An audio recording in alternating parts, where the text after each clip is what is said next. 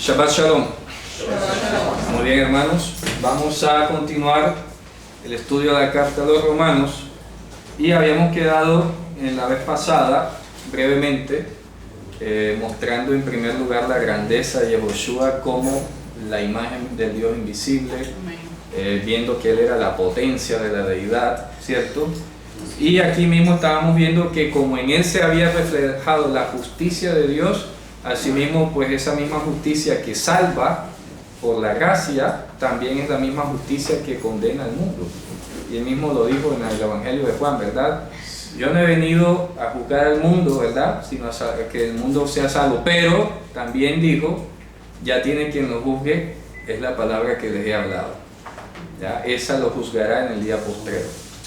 Entonces este capítulo primero de Romanos es una generalización de lo aberrante que llegó a ser la humanidad apartada de Dios. ¿Me explico? Increíble esto. Entonces, ¿qué dice el versículo 21 que habíamos quedado por allí? Pues habiendo conocido a Dios, pues ya sabemos de qué manera lo conocían, ¿no? No por una relación íntima, sino por la información y por todos los testimonios que Dios dejó en la creación. Como lo dice más adelante, lo leíamos en Hechos, ¿verdad? Dio hierbas, dio la lluvia, los tiempos, las estaciones. Dio muchas manifestaciones de que Él es el único que tiene el control de todas las cosas. Y eso era algo a lo que lo oía la escuela estoica, inclusive los epicúreos sobre todo. Porque los epicúreos negaban la existencia de un Dios que determinara los destinos del hombre. Y acordémonos que Grecia helenizó a Roma. Si bien Roma conquistó a Grecia como imperio, la cultura griega fue la que terminó cautivando el pensamiento romano, latino.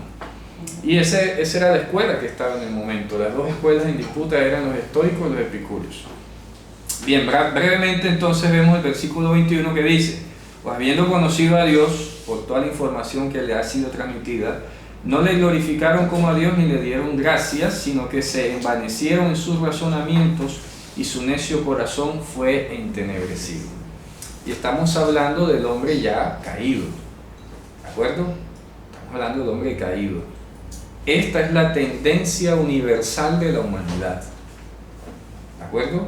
Estamos hablando del hombre ya después del pecado de Adán, no estamos hablando del hombre antes de Adán, estamos hablando del hombre caído, ¿cierto? Y esa es la tendencia, ya lo habíamos dicho, si Yehoshua viniera hoy, el mundo reaccionaría igual. ¿Me explico? Igual, no ha cambiado nada. Entonces dice el 22, profesando ser sabios se hicieron necios y cambiaron la gloria del Dios incorruptible en semejanza de hombre corruptible, de aves, de cuadrúpedos y de reptiles. Es decir, que empezaron a adorar a las criaturas y no al Creador. Y eso es la más grande muestra de ingratitud. ¿De acuerdo? Dejar de confesar. Y hay algo interesante que vamos a hablar sobre esto. La palabra, cuando nosotros decimos Todá, ya eso lo he explicado antes, que lo traducen como gracias en hebreo. La palabra viene de la raíz Yadá con H, no tiene que ver nada con conocimiento, por si acaso. Y esta raíz tiene que ver o con la raíz Badá, que es intercambiable, y esto tiene que ver con confesar. Hablamos de vidui, estamos hablando de confesión y tiene estrecha relación con Todá. Así que cuando hablamos de agradecimiento en hebreo o de gratitud, no es el mero hecho de devolverle con palabras a alguien algo. Ay, muchas gracias, muy amable. Estamos hablando de un reconocimiento, de una honra que estamos hablando. No solamente es decirle gracias a ella, estamos haciendo un acto de honrar a la persona. Y aquí lo está diciendo, no glorificaron a Dios, es decir, no le dieron gracias, no le dieron honra. ¿Ya? ¿Se dan cuenta? Que no es el mero hecho de decir, Dios, gracias por la creación, gracias por todo, pero yo sigo haciendo acá lo mío. Lo que se me antoje. Claro, eso sería incoherente. Es como yo, que alguien me haga un favor, gracias, pero me pongo a hablar de él. Terrible. ¿Me explico? Eso sería como complicado, no sería coherente. Gracias, pero para fregarlo, mira, no sé qué. O sea, Eso no es ser grato, no es dar gracias. ¿Explico? Bien, ¿qué ocurre aquí? Esto pudiera abrirnos un horizonte, pero lo voy a evitar por hoy, porque me vi movido a tratar el tema del pecado, Satanás y todo el origen del pecado, pero no es el tema de la carta. Eso lo veremos más adelante. Me quiero concentrar porque después perdemos el horizonte. Estamos hablando de que esta misma condición de ingratitud básicamente es la que ocurrió en el cielo. Satanás se vio creado y dijo: yo me hice solo, como el hombre. ¿Se acuerdan que habíamos hablado de eso en la clase anterior? El hombre aparece en la tierra, ve las cosas hechas y se pone a especular cómo fue que empezaron. Y por eso Dios le pregunta en Job: pero tú estabas aquí cuando esto se hizo, para que te pongas a opinar. ¿Ya? Tú no estabas aquí, así que ahórrate las opiniones.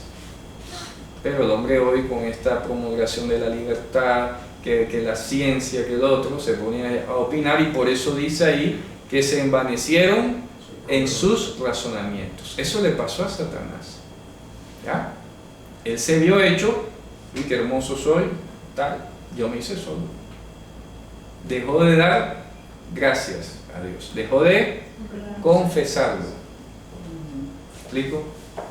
Comenzó a llenarse él de que no, a mí nadie me hizo, yo no tengo que agradecerle a nadie, ni glorificar a nadie, ni rendirle cuentas a nadie, yo me hice solito. Y ahí empezó su rebelión. Entonces tuvo, como hace hoy el hombre también, la osadía de compararse con Dios. Igual a mí. Eso lo dice un salmo inclusive. Vamos a buscarlo, creo que es el Salmo 50, que ahí cuando dice impío habla de Satanás para abajo.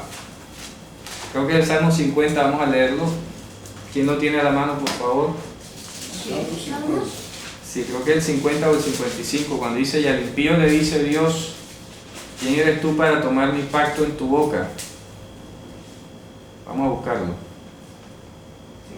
Ya, ahí está en el 50:16. Ese, léelo, desde ahí para abajo. Pero al malo dijo Dios: ¿qué tienes tú que hablar de mis leyes y que tomar mi pacto en tu boca? Pues tú aborreces la corrección y echas a tu espalda mis palabras. Si veías al ladrón, tú corrías con él, y con los adúlteros era tu parte. Tu boca mentía en mal, y tu lengua componía engaño. Tomabas asiento y hablabas contra tu hermano, contra el hijo de tu madre ponías infamia. Estas cosas hiciste, y yo he callado. Pensabas que de cierto sería yo como tú. Claro. Te reprenderé y las pondré delante de tus ojos. Es correcto. Básicamente lo que está diciendo ahí que quería mostrar era: pensabas que yo sería como tú, ¿cierto? Igualado, como siempre lo he dicho, ¿cierto? Pensaba que Dios era como él. Esto le puedo enfrentar. Por eso es que en Isaías termina diciendo: subiré a lo alto, a las estrellas, y me sentaré en el trono. Y todas esas grandezas de lucubraciones que se imaginó, él pensaba que podía hacer eso. ¿Ya? Se lo propuso en su corazón. ¿Por qué? Porque como dejó de confesar al Hacedor, dejó de confesar al Creador, pensó que era otro individuo igual que él. O sea que perdió la barrera. Se igualó a Dios. Se igualó a Dios. Y así ha hecho el hombre hoy. El hombre se cree creador. ¿Me explico? Se cree libre. Y andan promulgando la libertad, que el libre albedrío, que lo otro, porque no se quieren sentir que le tienen que dar cuentas a nadie. ¿Ya? Y ahí lo dice: veías al adúltero, y eso se puede en el futuro. Verás al adúltero y vas a correr con él, y al otro y al otro. ¿Por qué? Porque esa es la tendencia de la libertad, hacer las cosas y que nadie diga nada. Dice: pero te voy a reprender delante de tus ojos.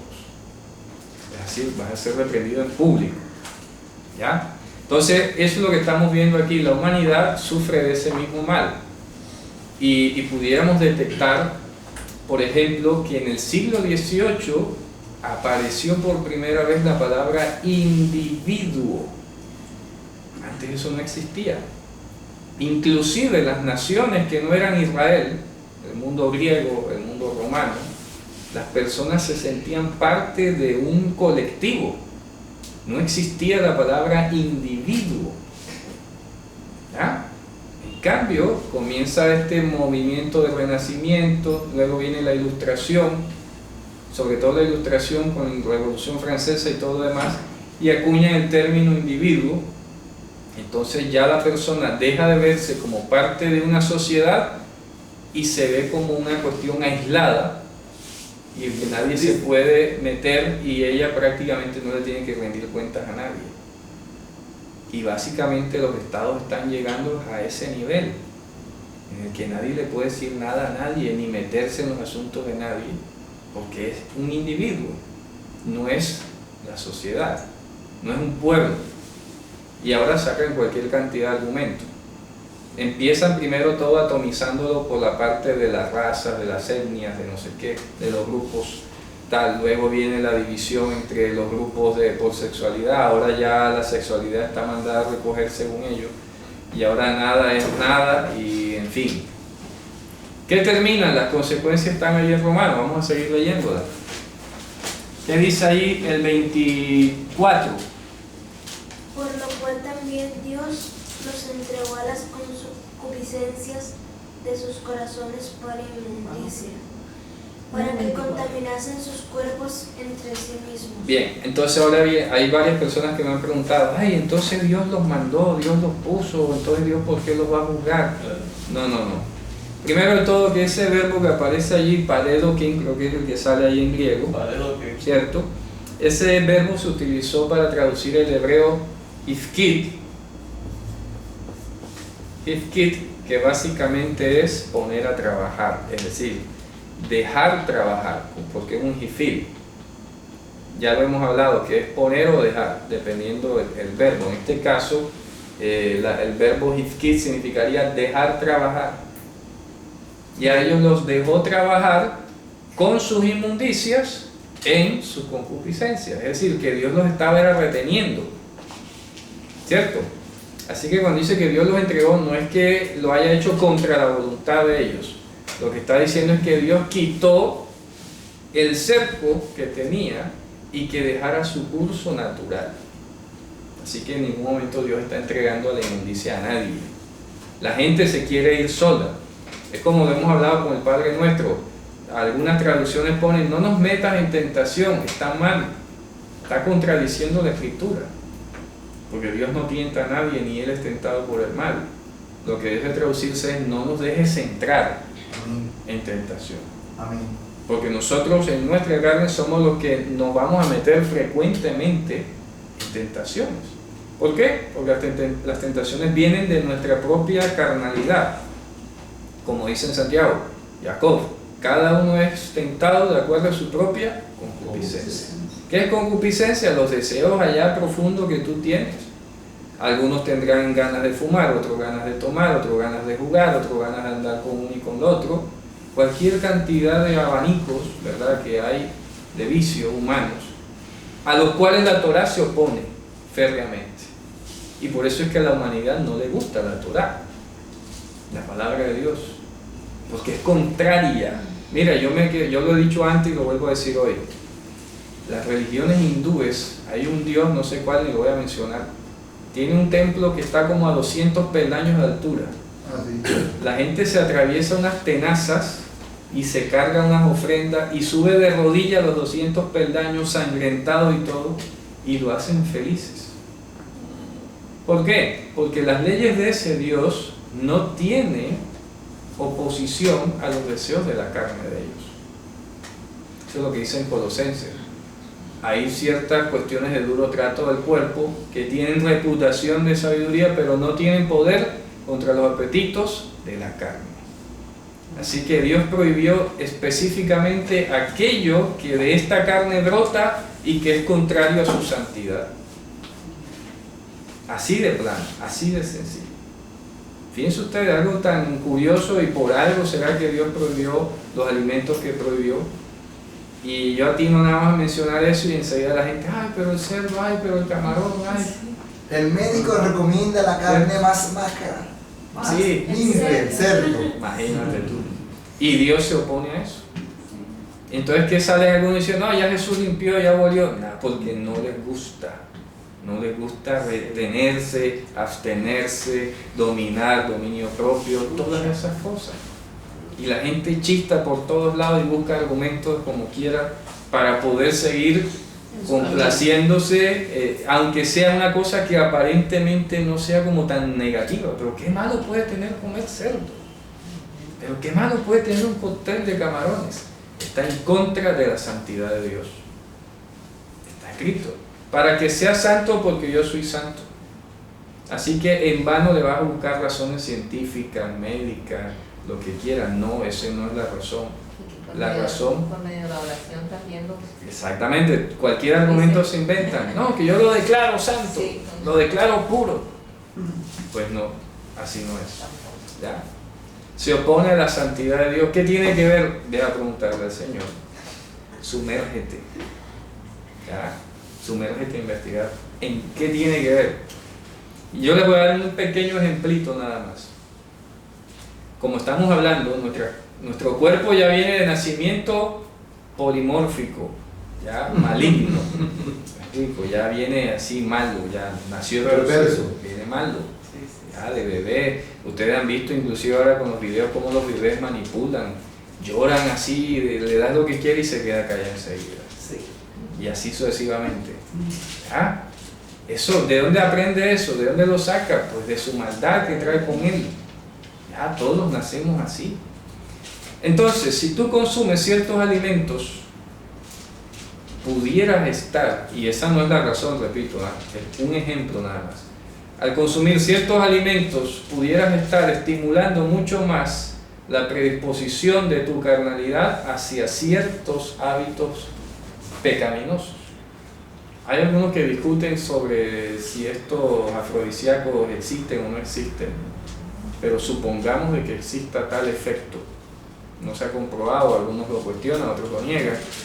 Supongamos que tal cosa existe. Si tú consumes un alimento que te va a poner a revolucionar el deseo de estar con alguien, de tener relaciones íntimas, te va a ser difícil contenerte. Si no tienes Ruach HaKodesh, o vas a ponerte en una situación de demasiada tentación tú solito. ¿Qué necesidad va a tener de andar luchando contra una cuestión de esa? Entonces lo que Dios ordenó es para tener las cosas en orden, para que el Espíritu Santo haga en equilibrio, para que Dios haga su obra como tiene que hacerlo. Pero si tú vas a estar alimentando aquello que es tu debilidad, está complicado. Es como que un exalcohólico se vaya a ver un partido de una taberna. O sea, ¿qué va a hacer allí? ¿Qué va a hacer allí? ¿Me explico? Tiene que huir de eso. Aquí la Torah en ninguna parte prohíbe las cantinas o algo. No van a salir, aquí no prohíbe la droga ni nada. Pero ¿por qué no? Porque emana del mismo principio. Tienes que huir de aquello que te representa un peligro para tu santidad como templo de Dios. ¿Está claro eso? Es sencillo. Entonces, por eso la Torah no se pone a especificar los tantos vicios que hay hoy, porque no terminaría. Alguien me preguntaba, ¿de dónde salen los 7 pecados capitales? Y eso no existe. Es un invento católico. Claro, eso no existe. Intentan con eso, fíjate tú, si no cometo esto, entonces soy bueno. Y resulta que no enseña los demás mandamientos de la Torah. Y la gente vive en términos de soy bueno o malo, soy bueno o malo. Entonces, si no hago esto, ya soy bueno. Entonces, no, tú tienes que leer toda la Torah, estudiarla, verte allí, reflejarte, confesar, reconocer en qué eres débil y de qué te tienes que librar. Por eso es el estudio de la Torah, ¿cierto? Así de sencillo. Sigamos. Entonces, por eso Dios no los entregó, Dios los dejó ir, actuar, trabajar en su concupiscencia, ¿verdad? De modo que deshonraron entre sí sus propios cuerpos. Fíjate tú, es algo extraño de esta sociedad, no sé de dónde ha venido y por qué se ha difundido tanto, pero hoy la gente está que no se aguanta hacerte un bendito tatuaje. ¿Ya? Uno mete el ojo y enseguida el tatuaje aquí, hasta en las partes más extrañas, en la oreja, no sé, ¿cierto? Se tatúan todo. ¿Ya? ¿Y cuál es la intención de eso? Además de desconocer quizás el trasfondo de los símbolos que se ponen. ¿sí? Porque se ponen cualquier símbolo, ay que me gustó, que se ve bonito, vengan un tatuaje aquí. A mí me da todo cuando algunas personas me han preguntado que, oye, ¿cómo se escribe mi nombre en hebreo y para qué? Ya les pregunto enseguida. No es que me lo quiero tatuar, pues no te lo voy a dar, búscalo por internet. Ya. Pero no le digas vergüenza. No, búsquelo, sí, ya uno no tiene necesidad ni de decirlo. No, y eso ha sido chistoso porque mucha gente se busca en Google el nombre y ahí lo ponen mal y así se lo tatúan, qué desastre. En fin, sigamos. Es un ejemplo muy sencillo, pero ¿cómo deshonra a alguien su cuerpo? Pues fíjese usted, como Pablo lo dice en Corintios, te vas donde la prostituta, te vas a acostar con cualquiera sin intención de casarte y todo eso. Estás atacando tu propio cuerpo. Sencillo. Deshonrando. Claro, estás deshonrando. Porque somos templo del Espíritu Santo. ¿Sí o no? Ahí lo leíamos hace poco, ¿verdad? Dice, el cual no es de vosotros, sino de Dios. Vos no sois vuestros. Dice, porque no sois vuestros. Así que deja de andar pensando que tú eres libre y que vas a hacer lo que a ti te dé la gana. ¿Ya? Así de sencillo. Si tú crees eso, es porque no confiesas que le perteneces a un Dios. ¿Me explico? Si tú crees que puedes hacer con tu vida lo que a ti te da la gana, entonces tú eres un rebelde. No eres del pueblo. Así de simple. No haces parte de la descendencia de Israel prometida a Abraham. Tú eres parte del otro. Y Josué fue muy claro. El que no está conmigo está contra mí. Así que no es solamente, no es que yo no soy cristiano, es que tú eres siervo de Satanás. Claro, si el cristiano es el siervo del otro, pero libre no es. O sea, así de sencillo. Es que tú eres enemigo del Mesías. Así. No soy cristiano, pero tampoco soy enemigo. Sí, no, es que de plano lo es. ¿Me explico? Pues que la gente cree que la cuestión es como que hay una neutralidad, como que yo pues mejor no soy nada. No, es que si no eres de él, estás contra él. Hay que decirlo.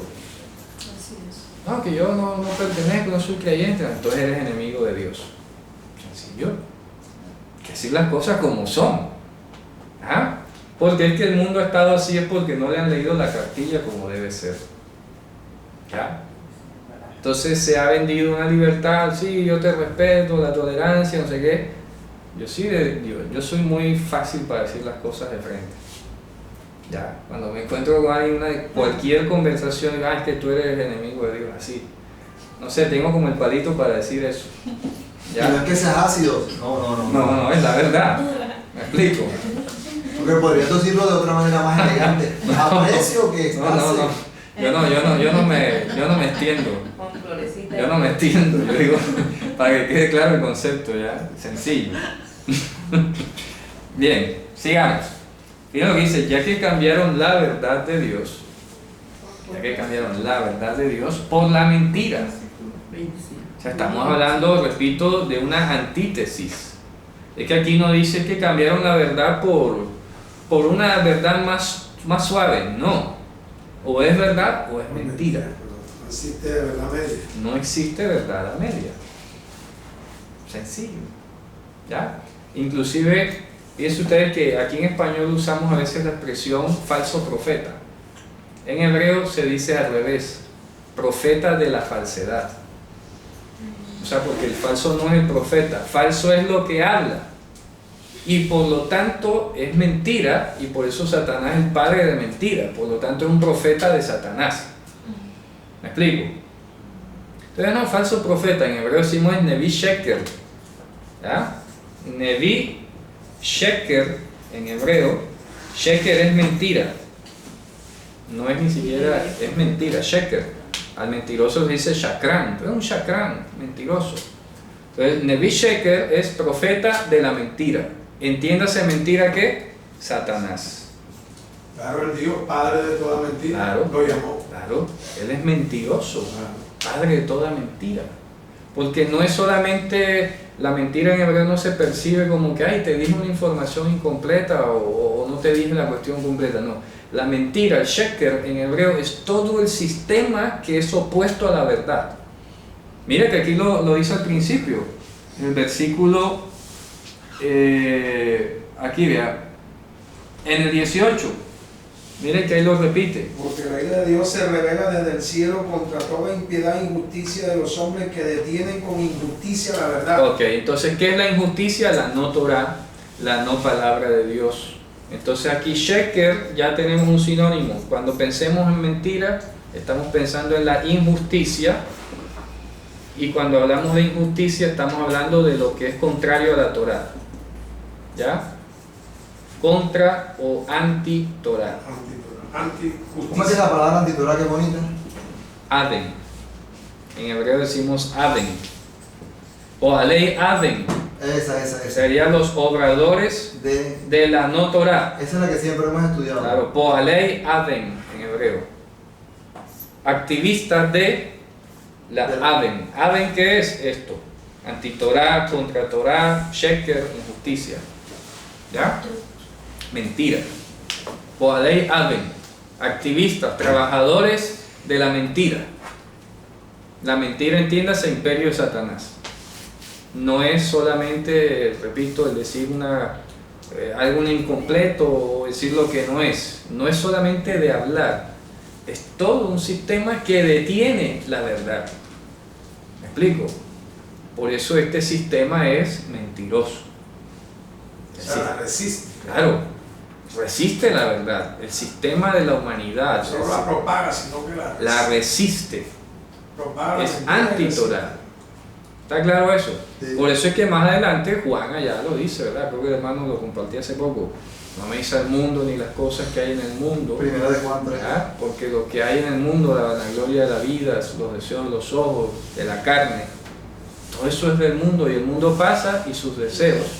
Lo que hace la voluntad de Dios permanece para siempre. Por lo tanto, son opuestos. ¿Ya?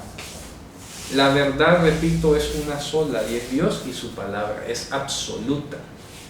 Porque ese es otro tema ahora que tiene, que ya lo habíamos hablado, la humanidad anda hablando que todo es relativo, de que nada es absoluto, que tú no puedes ser tan radical. ¿Ya? Y hablamos ayer eso con el hermano Orlando, somos radicales nosotros. Ser radical no es malo. A veces las noticias y los comentarios de la gente es que es muy radical. No, radical significa, por lo menos para mí, quiero que así lo entiendan, es que no negocio lo que está escrito. Claro. Lo demás se llama fanatismo. Hermano, lo que usted enseñó en el Shabbat pasado, los principios, el deber Claro, ser. así es, así es. No por emociones, sino por el imperativo categórico del deber ser. Claro, el mundo le llama a veces asertividad, le llama verticalidad, que le llama de otra manera. Aquí le llamamos simplemente estar basados en la escritura. Hablar verdad cada cual con su prójimo. La verdad. Zacarías 8 La dice. Torah, exactamente. ¿Qué dice ahí? Entonces, cambiaron la verdad de Dios. Cuando dice la verdad de Dios, en cierto modo es una especie de redundancia. Porque Dios es la verdad. ¿Me explico? No es que hayan Él tiene una verdad. no es que hayan verdades. ¿Me explico? O él No, tiene la una. verdad de Dios, la verdad divina que es la única que existe. No existen otras verdades. Existen realidades, que es otra cosa. Y voy a repetirlo para que sepamos distinguir entre la realidad y la verdad. Porque tampoco vamos a andar ahora salidos del mundo. A ver, hay una aparición cualquiera que sea sobrenatural. Si eso no está en la Torah aquí, no hace parte de la verdad. Es una realidad porque lo estoy viendo, lo estoy percibiendo con mi sentido. Soy consciente de que ahí está pasando algo. Pero resulta que eso es algo que me lleva a un culto pagano o a adorar a otro ser que no es Dios, no es conforme a la verdad. ¿Me explico? Entonces la gente hoy se confunde. Cree que todo lo que es real es verdadero. ¿Me explico? Nosotros tenemos que aprender a distinguir entre lo que es real y lo que es verdadero. Fíjate tú que Pablo lo dice a los Corintios, en segunda carta de Corintios capítulo 11. Vamos a leerlo. Fíjense ustedes que en hebreo la palabra verdad es la misma raíz de fidelidad. El M. Emet, sí. La raíz amán bota dos palabras interesantes. Bota la palabra emuná, que es fidelidad, lo hemos hablado, y bota la palabra emet, que es verdad. Tiene la E. Sí, emet, la segunda E. ¿Qué dice 2 Corintios 11? 11 qué? Desde el 1. Segunda de Corintios. Sí. donde habla del engaño de los sentidos. Ojalá me toleraseis. Sí, Ojalá me toleraseis un poco de locura. Sí, toleradme, porque os celo con celo de Dios, pues os he desposado con un solo esposo, para presentaros como una virgen para Mashiach. Pero temo que como la serpiente con su astucia engañó a Eva, vuestros sentidos sean de alguna manera extraviados de la sincera fidelidad a Mashiach. correcto. Entonces lo que los sentidos digan es una cosa muy distinta a la verdad. Puede que sea así. ¿Me explico? Así que usted no se puede llevar por los sentidos. Por eso Dios ordenó el tzitzit, el fleco, por ejemplo. ¿Qué dice el mandamiento del fleco? Dice, para que los veas y te acuerdes de los mandamientos y no te prostituyas detrás de tus ojos y detrás de tu corazón. Fíjate tú. Porque lo que puedes ver, como dice un famoso refrán judío, el ojo ve, el corazón codicia y la mano ejecuta. ¿Ya? Y Dios dijo el fleco, por ejemplo, para que lo lleves ahí todos los días, acuérdate, cuando lo veas. Esa función hoy la cumple Ruach HaKodesh. No significa que el mandamiento esté abolido, que es lo que muchos creen. Que no es que está abolido, está potenciado. No se confunda. Se potencializó. Se ha potencializado. Eso es lo que hay que decir. Porque muchos piensan que venido el Espíritu Santo, ya no tengo necesidad del fleco. No, es que sí O del tienes. mandamiento. O del mandamiento. No, es que sí tienes. Que es que ahora está potencializado, es otra cosa. Porque Ahora lo vas a ver más. claro, Va a ser ahora más consciente. cuando lo veas, Va a ser más consciente. vas a huir más rápido de lo que antes podías huir. Entonces estás en la ley porque eso es parte de la ley. Claro, entonces la gente viene y cree que la ley es opuesta a la gracia, al Espíritu Santo. Y ya lo vimos en Gálatas con hasta la saciedad. La Torah que vino 430 años después no invalida ni anula la promesa que es la gracia del Espíritu Santo, prometida. ¿Cierto? No la anula.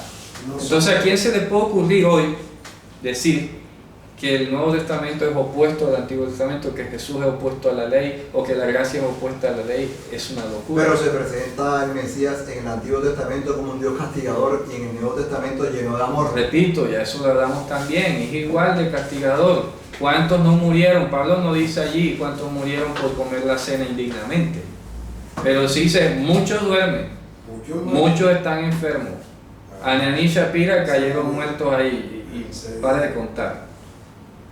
Además, otra cosa, si fuera tal cosa de que el Dios del Nuevo Testamento es un Dios amoroso, entonces arranquemos el libro Apocalipsis. Porque hay un juicio prometido que va a ser ejecutado por el propio Jesús amoroso que está hablando aquí, ¿o no?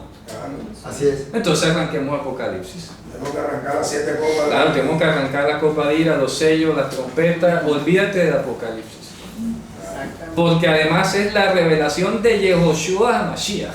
O sea, no empieza diciendo la revelación de Dios. No, y termina diciendo, el primer está escrito en el libro de la vida será lanzado Al lago de fuego. Y entonces, hermano, ¿dónde está el Dios amoroso del Nuevo Testamento?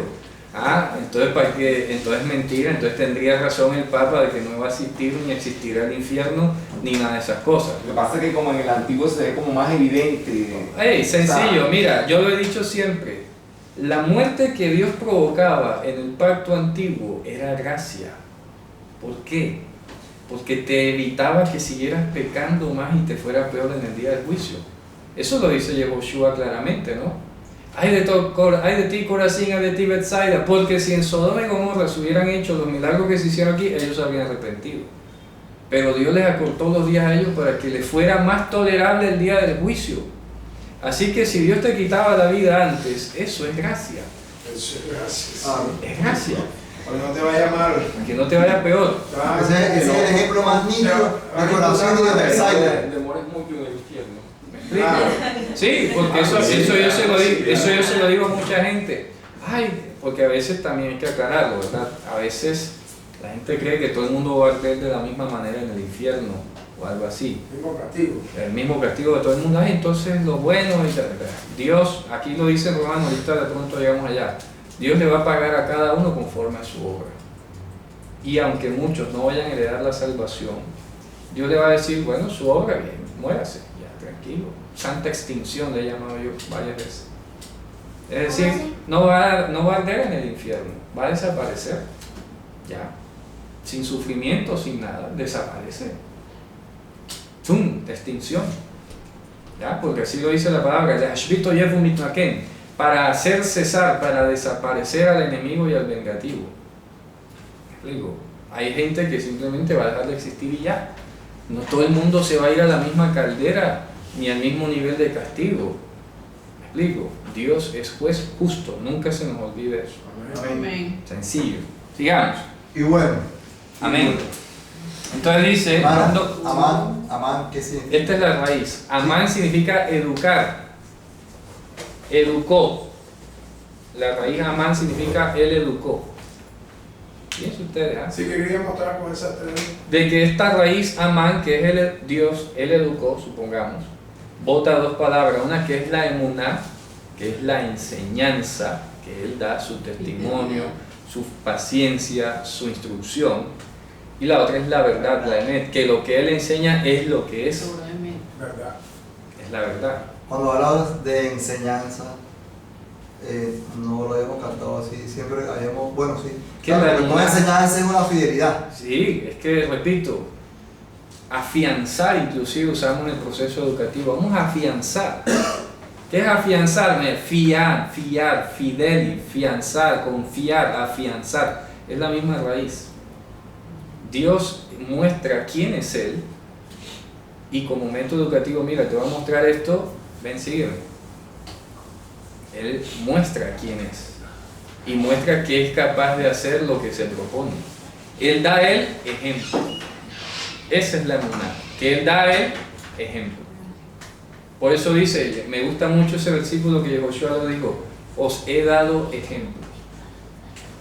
Porque él le pregunta, ¿verdad? ¿Quién es mayor, el que se sienta a la mesa o el que sirve? Hombre, evidentemente el que se sienta a la mesa. Sin embargo, yo estoy como el que sirve. Les he dado ejemplo. Él es la emuná, por eso Él es la emuná. Aquí lo hemos hablado muchas veces. En otras palabras sencillas, Él es el ejemplo. ¿Ya? Para que tengan otro sinónimo de la palabra fidelidad.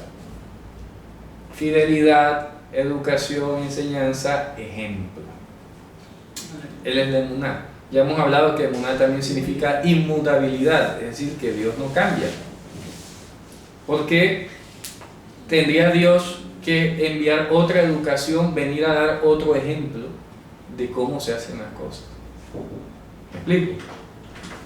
Sencillo, si Dios quisiera cambiar la Torá, tendría que venir de nuevo a hablar otra cosa distinta. Pero ¿qué dijo Yehoshua? Yo no he venido a abolir ni la Torá ni los profetas. Lo dice en Mateo 5. No penséis que he venido a abolir la Torá de los profetas. Entonces, tendría Dios que venir con otro mensaje totalmente diferente. Olvídense de todo lo que le dije a Abraham, aquí vamos a empezar de nuevo. Y a Moisés y a todos los demás, ¿verdad? A Moisés y a los profetas. Sí, a los profetas. ¿Qué dice entonces? Miren que les voy a mostrar algo aquí interesante que había traído. Permítame, ¿dónde está el bolso mío? Detrás. Ah, sí. Bien, permítame, les voy a mostrar algo que es una estructura interesante que muestran estos versículos que vienen a continuación, y es el modelo un poco quiástico que les había mostrado la vez pasada, ¿se acuerdan? Sí. Miren, si analizamos, por ejemplo, el verso 23 y el 24 tienen dos ideas que voy a utilizar solo los verbos. El verso 23 empieza diciendo cambiar. Y el verso 24 dice Dios entregó. ¿Cierto? Sí, entregó. Bien. Ahora estos versículos proyectan la misma idea al versículo 25 y 26. ¿Qué dice el 25? Cambiaron. ¿Y qué dice el 26? Entregó. Dios entregó. Se repite. Ahora que dice el 28 primera parte y luego el 28 segunda parte. Aprobaron. Desaprobaron. No aprobaron. O dice no aprobaron. No aprobaron. Exacto. O sea, desaprobaron. Desaprobaron. Como ellos desaprobaron o descalificaron a Dios, o sea, lo cambiaron. Entonces ahí vemos desaprobar. ¿Qué dice el 28 segunda parte? El 28. Entregó. Dios los entregó. Ah, los entregó. Otra vez el verbo entregar. ¿Te das cuenta? Es una misma estructura en estos versículos del 23 al 28. ¿Ya? Cambiaron. Ellos cambiaron, Dios los entregó, o sea, los dejó ir. Ellos cambiaron, Dios los entregó. Ellos desaprobaron, entonces Pablo te está ilustrando, prácticamente te está llevando a que entiendas en qué consiste el cambio. ¿En qué consiste el cambio? El cambio significa no aprobar. ¿Ya? No aprobar a Dios, rechazarlo, descalificarlo. Y eso es lo que estamos viendo hoy. Los que leen la Biblia son unos arcaicos, son unos retrasados, son unos retrógrados que nos están desaprobando. Entonces, ¿qué dice? Que Dios los va a entregar en sus pasiones, en sus cuestiones. Fíjense ustedes que el primer bloque de acá menciona primero la concupiscencia de los corazones y el cuerpo. Ojo, muy general. Corazón y cuerpo. Pero luego, a medida que va desarrollando la idea en los demás versículos, ¿qué dice a continuación? A continuación, entre los versos 25 y 26 destaca ¿qué cosa? La homosexualidad. Pasiones vergonzosas. Sígalo. Cambiaron, pues aún sus mujeres cambiaron el uso natural por el que es contra Naturaleza. Sigue, el 27. Y de igual modo también los hombres, dejando el uso natural de la mujer, se encendieron en su lascivia, unos con otros, cometiendo hechos vergonzosos, hombres con hombres, y recibieron en sí mismos la retribución debida a su extravío. Correcto. Fíjense ustedes, están hablando del cuerpo, ¿ah? Sí. Ahora vamos a hablar acerca de lo que hay en el corazón. ¿Qué dice el versículo 28, segunda, en la mitad, en lo que viene a continuación? Dice, Dios los entregó. Dios los entregó a una mente reprobada. Un momentico. Mente reprobada. ¿Qué más? Para hacer cosas que no convienen, Sigue.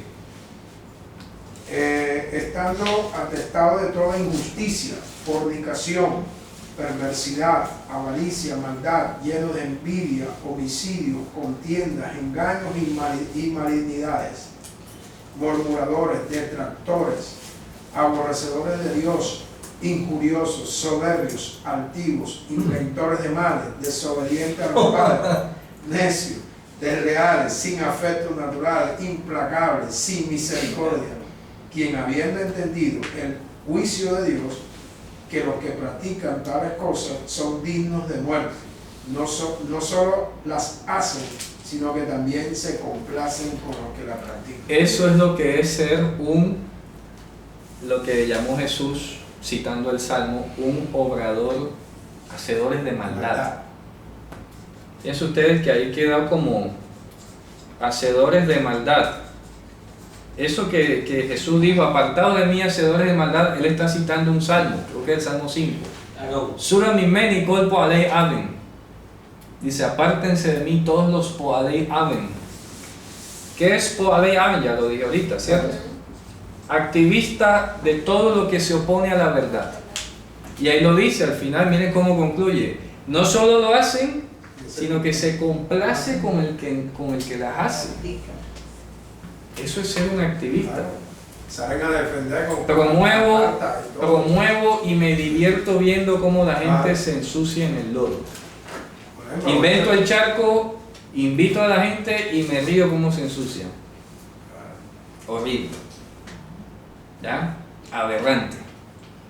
¿Y qué es lo que produce ese charco? ¿Y qué es lo que produce que la gente vaya? ¿Y qué es lo que produce el deleite en ver eso? El haber reprobado a Dios. El ser enemigos de Dios.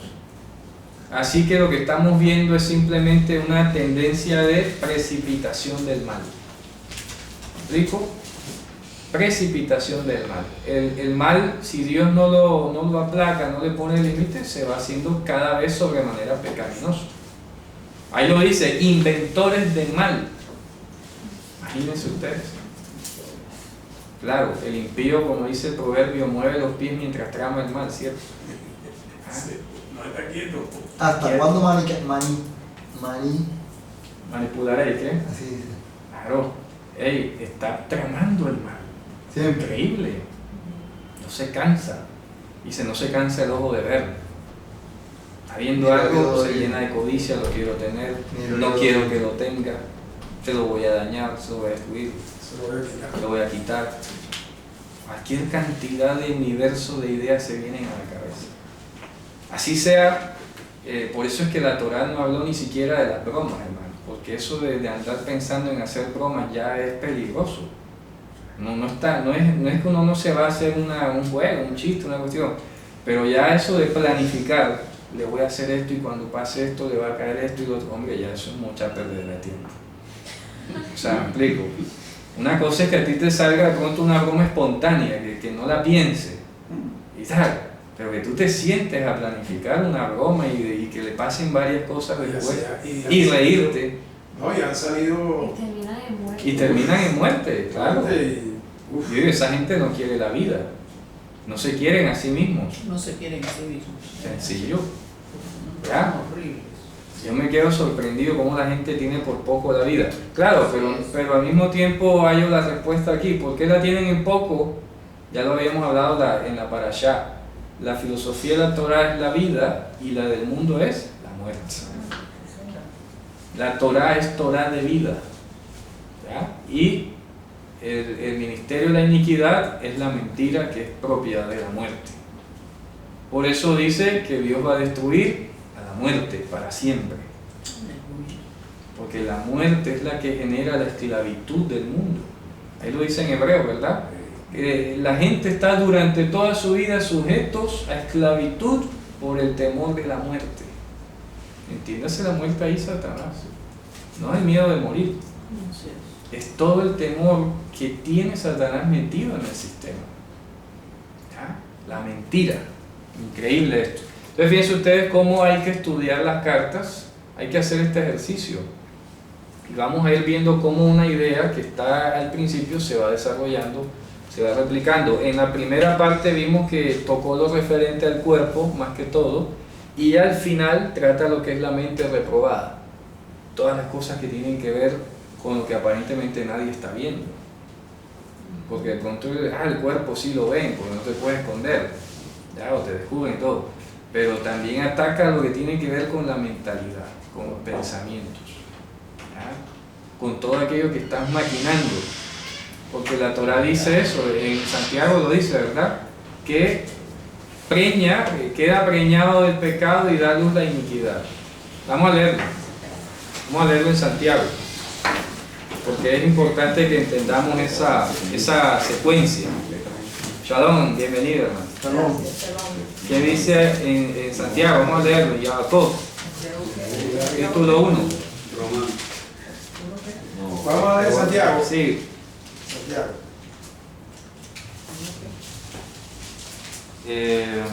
vamos a ver. Donde dice, creo que es el 15. Porque la concupiscencia, ¿verdad? Que dice que era preñada de 1:15. sí, Para el pecado. el pecado. Dice entonces la concupiscencia después de la que ha concebido Ajá. da a luz el pecado, y el pecado siendo consumado da a luz la muerte. Ok. Entonces, ¿de dónde viene el problema? De la concupiscencia Sí. humana. Entonces, la denuncia pública o la lectura de cartilla que está haciendo Pablo en Romanos capítulo 1, está diciéndole a todo hombre, quien quiera que seas, tú eres un ser lleno de concupiscencias, lleno de cualquier cantidad de tendencias, todas las cuales se oponen a la santidad de Dios. ¿Explico? Por lo tanto, tienes que entender que solamente vas a ser verdaderamente libre cuando el poder de Dios gobierne tu vida. Pero si tú te pones a atacar la verdad, que es su palabra, definitivamente apaga y vamos. Por eso es que Romanos 2, allá a la altura del versículo 15, por allá dice que Dios va a juzgar a los que pecaron con la Torá y a los que no pecaron, a los que pecaron sin Torá. En últimas, la escritura se va a convertir es un diferencial. Y eso vamos a explicar después, cómo funciona. ¿Por qué con Torah y por qué sin Torah? ¿Qué significa eso? Ahorita llegamos allá o la próxima clase. Pero lo que estamos mostrando definitivamente, repito, es que hay una humanidad caída que está esclava, que da a luz el pecado, y el pecado, una vez alumbrado, da a luz la muerte. Esa es la radiografía de la humanidad. Y repito, no hay humanidad buena, porque o eres de Dios o estás contra Dios. Y aquí lo que Pablo está diciendo es, de plano todo el mundo nace contra Dios, de plano. ¿Ya? Dios es quien marca la diferencia cuando empieza a derramar su Ruach HaKodesh, la presencia de su santidad, y empieza un proceso de, ¿cómo diríamos?, de descontaminación, un proceso de repliegue de las cosas que estaban derramadas y en desorden, ¿cierto? Y comienza a enderezarnos en nosotros, a trabajar en nosotros, cada quien con su propia prioridad, cada quien con su propia nivel de compromiso, ¿verdad? Tanto espiritual como el compromiso afectado, en términos de afectación de un daño. Hay gente que viene al Señor más afectada que otra, más golpeadas por el pecado que otras. ¿Ya? Entonces por eso tampoco se puede exigir un parámetro a todo el mundo por igual, porque cada quien tiene su propia carga. Eso lo hemos hablado. Lo que hay que sí, cada quien tiene que mostrar, así sea mínimo, es un crecimiento y un fruto. Porque si no hay fruto y no hay crecimiento, entonces está sospechoso eso. Y bueno, ¿hasta cuándo va a estar luchando entonces con lo mismo? Ya han pasado 12 años y ya todavía sigue como igual, no se nota el cambio. Ahí está, eso extraño. Las mismas groserías. La misma grosería, la misma cuestión, el mismo desenfreno, que otra vez me emborraché, bueno, 12 años y todavía con esos líos. Eso está complicado, ¿cierto? No te quiero echar miedo, pero pareces mentiroso, ¿cierto? Bueno, sigamos. Entonces, fíjense ustedes, así termina el capítulo 2, por eso, capítulo 1. Por eso el capítulo 2 empieza diciendo, por lo cual eres inexcusable, oh hombre, quien quiera que seas tú que juzgas, pues lo que juzgas a otros te condenas a ti mismo, porque tú que juzgas haces lo mismo. ¿Por qué tiene que ver ese trabalengua? ¿Ya? Mire, le voy a explicar sencillo. Esto ya va de caras. Esto ya va de caras más hacia los judíos. Hay que decirlo. ¿Por qué? Hay un dicho en la Mishnah de Keavot, dice: Bemakom shein adam ishtadel lihyot ish. Significa, en el lugar donde no hayan hombres, procura ser tú un varón. Porque en hebreo se distingue entre hombre y varón. Varón, entiéndase, un hombre eminente. Fíjate tú qué dicho tan hermoso. Donde no hayan hombres, procura ser un varón. Y cualquiera que es lo mismo. Y cualquiera que es lo mismo. No. Ya, hombre, llámese, pues sí, el género masculino bípedo, ¿verdad? Que camina por ahí, ¿cierto? Que anda por ahí. ¿Ya? A este ser biológico bípedo, ¿verdad? Pero varón, llámese aquel que anda en Torah. Ish. Por eso la mentalidad judía distingue entre Adam e Ish. ¿Ya? El Adam es cualquiera es Adam, no todo el mundo es Ish. Yo creo que hay un salmo que hace la distinción. Claro, Gamene Adam, Gamene Ish. Tanto hijos de Adán como los Ish. Está claro, ¿ah? Entonces aquí dice, quien quiera, dice, por lo cual eres inexcusable, oh hombre. Cuando dice, oh hombre, está marcando un distintivo porque acaba de decir, ¿qué es todo lo que acaba de decir? Es un hombre. No, lo que acaba de decir anteriormente es que no hay hombre. ¿Me explico? No es varón. No hay varón. No es varón, exacto. Entonces ahí donde dice Romano, excusable, oh hombre, entiéndase, oh varón. ¿Me explico? ¿Por qué? Miren lo que viene a continuación. Espérate. Quien quiera que seas tú que juzgas. Miren, vamos a hacer la equivalencia. Por lo cual eres Ese trabalengua ese es varón. Ish, varón, entiéndase, observante de Torah. Observante de Torah. Adán, género humano, bípedo, ¿verdad? Género masculino humano, bípedo, o sea, cualquiera. Todo lo que dice el capítulo 1 es la descripción de la humanidad, de Adán. ¿Me explico? Es la descripción, porque todo hombre nace con esas tendencias y con esa misma potencialidad de daño, letal, toda la humanidad. Pero, como esa humanidad del capítulo 1 son no observantes de Torah, no observantes, ¿cierto? Pues si observaran Torah no harían eso. Entonces ahora empieza el capítulo 2 dedicándoselo a aquellos que son Ish. ¿Me explico? Oh, ya. No a Adán, sino a los Ish. Ok, ya. ¿Por qué? Porque estos sí tienen capacidad de juzgar. El Ish tiene capacidad de juzgar porque guarda Torah. Y la Torah le ayuda a distinguir el bien del mal. Y por eso le está diciendo, por lo cual eres inexcusable, oh Ish, no lean hombre, lea Ish, o varón, quien quiera que seas tú que juzgas, pues en lo que juzgas a otro, o sea, a estos, Entre comillas, entonces tendríamos que poner ahí Ish. es correcto. Porque a la final Claro. ellos juzgan, tienen Torah, Claro. juzgan, pero no hacen lo Mira, que es un dice, Ish. pero tú haces lo Lo mismo. que debería ser un Ish. Claro, Claro. pero tú estás haciendo lo mismo, le dice. Tú te atreves a juzgar a los gentiles siendo judío, supongamos, para hablar más concreto, ¿ya? Tú, siendo judío, un Ish, ¿ya? Porque eso se usa mucho.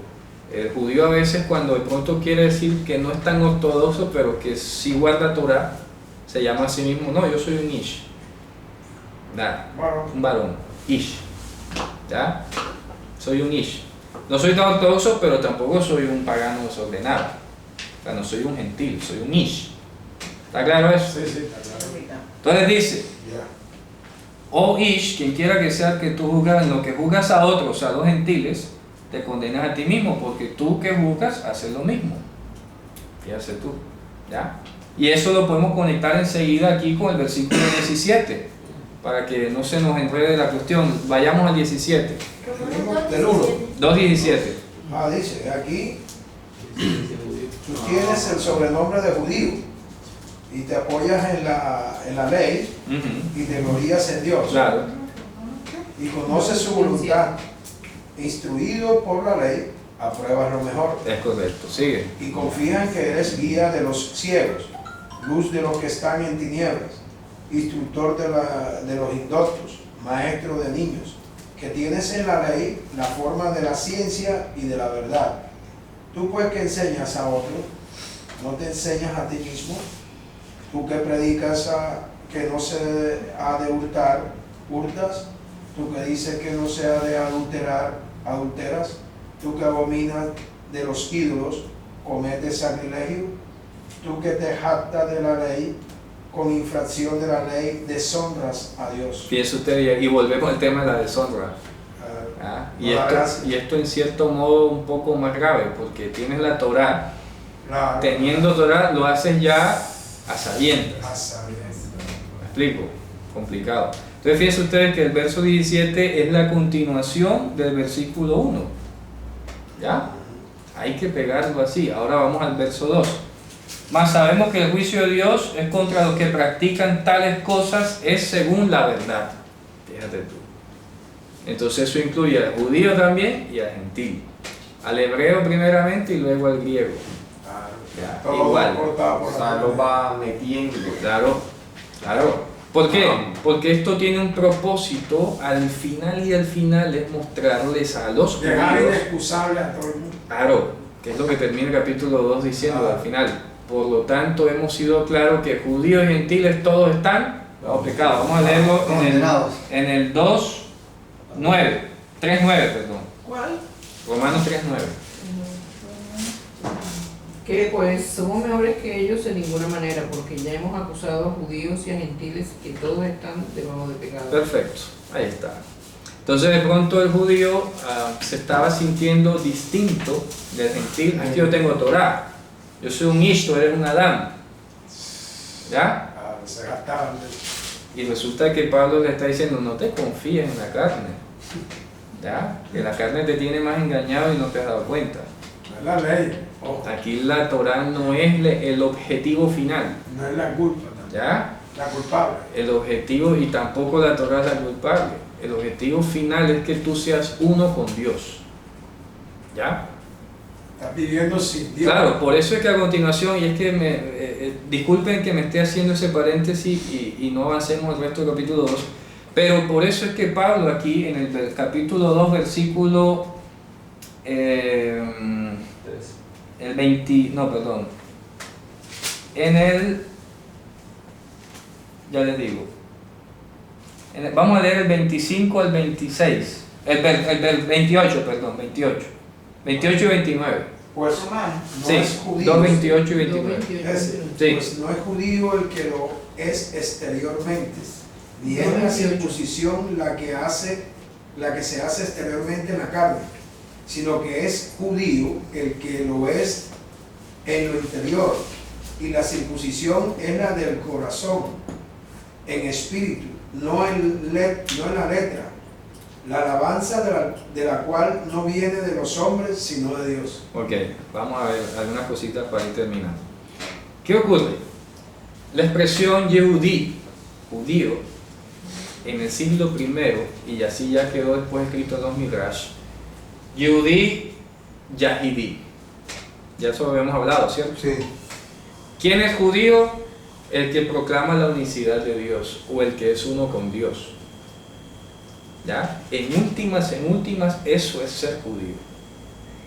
Así que aquí no estamos hablando de espirituales ni de no. Estamos hablando de quién es judío. Judío es el que es uno con Dios. ¿Y qué es lo que está mostrando Pablo aquí? Que aquí hay unos que son judíos, pero hacen las cosas de Satanás. O sea que son doble. Tienen dos corazones o doble ánimo o sirven a dos señores, no sé. ¿Me explico? Entonces Pablo dice, a ver, tú te pones a juzgar a los gentiles y tú te crees mejor que ellos porque tienen Torah. Resulta que a mí no me vas a echar cuento. Yo sé que por tú negar al Mesías, por no tener Ruach HaKodesh, allá en lo secreto haces lo mismo. Y si bien, no me voy a atrever a decir, dice Pablo, que tú cometes idolatría, cometes algo que es parecido, que es Hilul Hashem, que es profanación del nombre de Dios, que es igual prácticamente a la idolatría. ¿Ya? El gentil porque tiene un ídolo y se arrodilla, y tú porque profanas las cosas sagradas. Así de sencillo.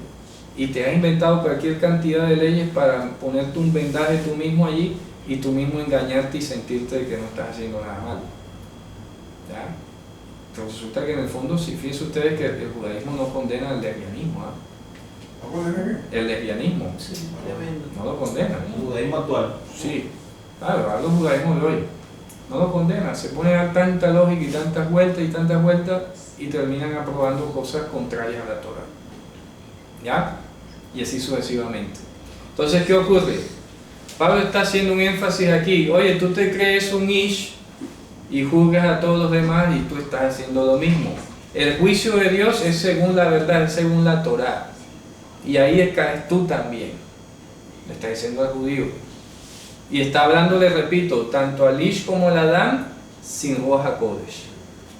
Por eso es que allá, capítulo 8, Pablo, después de toda la disertación y toda la diferenciación, dice, ninguna condenación hay para los que estamos en Yehoshua Mashiach.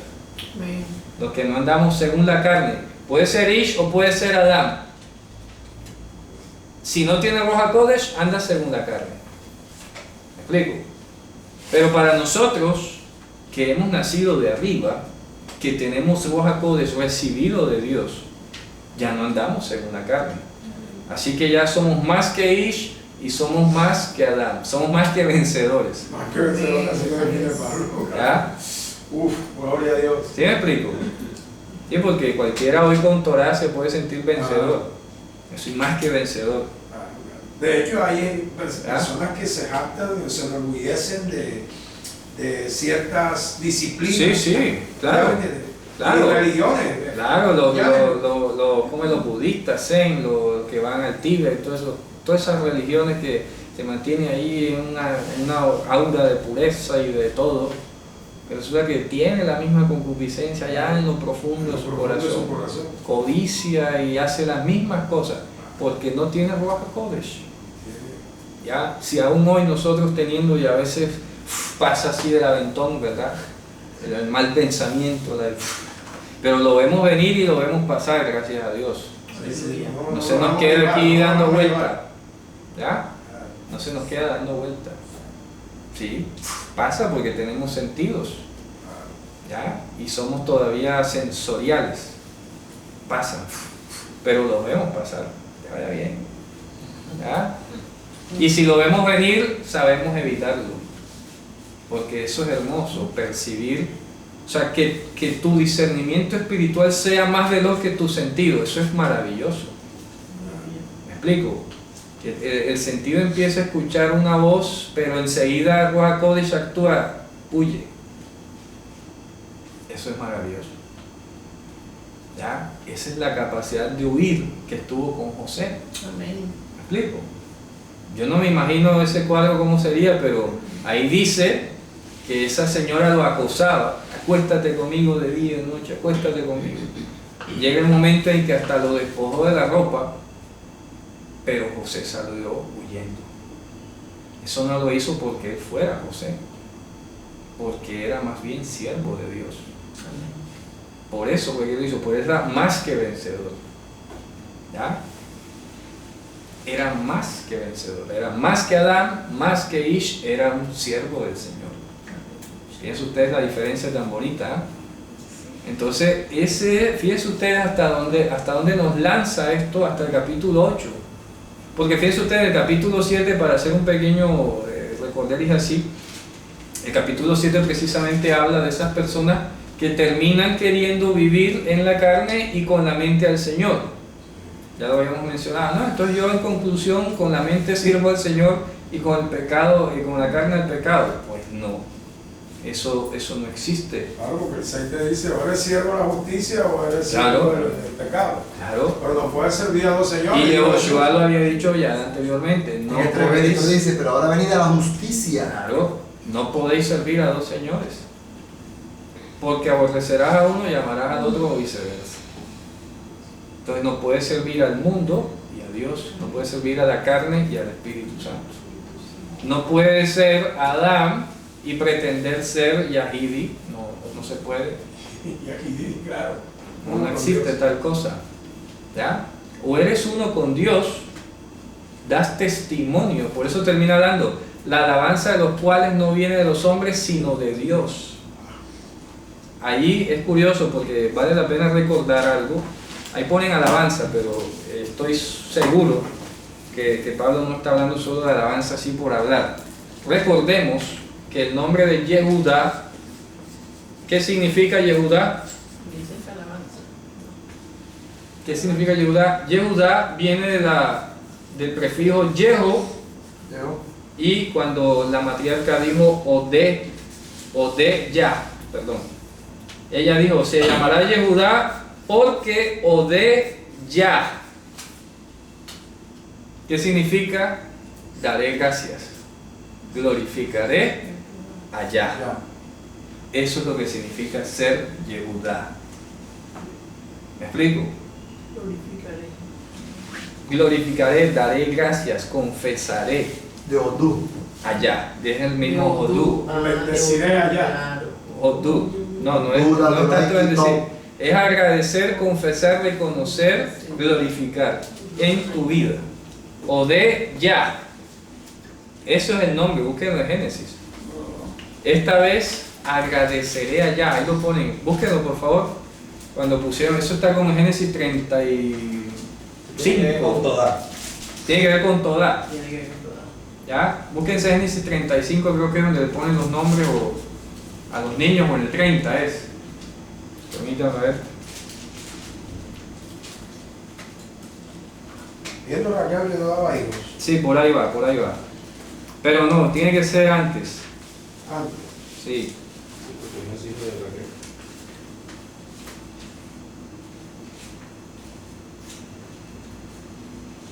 Vamos a ver. Eso tiene que estar en Génesis 30 y... No, Perdón, sí. 30. Vamos a ver. 30 como al principio. Sí. Vamos a ver dónde sale esto. Esto está en Génesis 30 y algo. Permítame ver. El 29-31 comienza a hablar de los hijos. Empiece por ahí, hermano. Búsqueme ahí rapidito el de Yehudá. Porque ahí sale, ella da la explicación. 9:35. Léale. Consiguió otra vez y dio a luz un hijo y dijo, esta vez alabaré. Entonces ahí traducen alabaré. ¿Se dan cuenta? Esta vez alabaré ¿qué? A Hashem. Allá, dice ahí. ¿Cuál versículo es ese? En el 29, 29-35. Ahí traducen alabaré, fíjense ustedes. Por eso acá Pablo en Romano dice, la alabanza de los cuales no viene de los hombres, sino de Yah. Está haciendo un juego de palabras hermoso en hebreo. Ah, eres Yehudí. Acuérdate que ser Yehudí es Odeh Yah. Agradeceré, confesaré, reconoceré a Yah. ¿En dónde? En mi vida, con mis pensamientos y con mi cuerpo. Tu Torah está en medio de mis entrañas, es un salmo. Entonces, no es solo ser descendiente del patriarca Yehudá, no es que te hayas convertido al judaísmo, no es que te hayas ido a vivir a la provincia de Judea. Ser Yehudí es uno que agradece a Yah. Agradece en el sentido que hemos hablado aquí, confesar, reconocer, glorificar. ¿Está claro? Entonces Yehudí es este es un Yehudí. Y no hay necesidad de decir, no, yo soy judío espiritual. No. Hay que entender el concepto de qué es lo que significa el nombre. En ese sentido, todos seríamos aquí, ¿qué? Yehudim. ¿Me explico? Si estamos agradeciendo allá. Pero no se confunda, no vamos a seguir diciendo ahora es que ahora somos judíos. No, porque habría que inventar otra palabra más bien. Quedémonos con Yahidim, por ejemplo. ¿Ya? Los que somos uno con Dios. Pero eso no lo va a entender la gente afuera, eso nada más aquí entre nosotros. Claro. Simplemente quiero que lo tengamos sabido. ¿Ya? Afuera pues nos toca identificarlo como creyentes, la gente al menos, más o menos distingue. ¿Cierto? Tiene algo que ver con eso le dice a Natanael que hay un verdadero israelita. Claro, también. Igual Pablo que dice, el verdadero judío es el que ve de corazón. Claro, exacto, porque estamos hablando del significado, de la esencia de lo que es ser judío. Claro. Ser judío lleva este honor y es agradecer, confesar, reconocer, glorificar allá. ¿Ok? ¿Está claro eso? Entonces hoy... Una pregunta para precisar. El término Yehudí es el original. Sí. La matriz es cuál? Yehudí, repito, es que Yehudá, piense usted lo que ocurrió aquí. Yah, que es el nombre de Dios, aparece al final. Ajá. Al momento de hacer el nombre, la matriarca lo mandó al principio como Yehu. Fusionó el Yehu con Odá, Odé. Entonces quedó como Yehu más Odé. ¿Está claro? La doble O se fusiona en una U y queda Yehu Da. Cambia la E por la allí. Siendo el juego de palabras el inicial o de ya. Claro. Ok. Claro, pues dice, le llamaré Yehudá porque esta vez Odé Ya. Y el verbo de viene de Odú. Claro, O el sea, ella verbo. compuso el nombre Ella compuso. Lo vocalizó. Lo vocalizó, lo articuló. y le dio y lo definió literalmente. El Es correcto. significado lo dio. Es correcto. Ella misma le dio la etimología al La nombre. etimología. De ahí sale, de esa palabra sale la etimología. Claro, esta es la etimología de Yehudá, Odé Ya. Odé ya. Y la raíz de Odé es la misma de Odú. Den gracias. Odú, la Adonai, y todo que lo damos. Bueno, esta es la misma palabra, sale de allí en conjugación. ¿Está claro eso? Sí. Bueno, hermano, entonces con esto vamos a terminar por hoy y estamos pendientes, seguimos estudiando hasta la próxima. Shabbat Shalom. Shabbat shalom.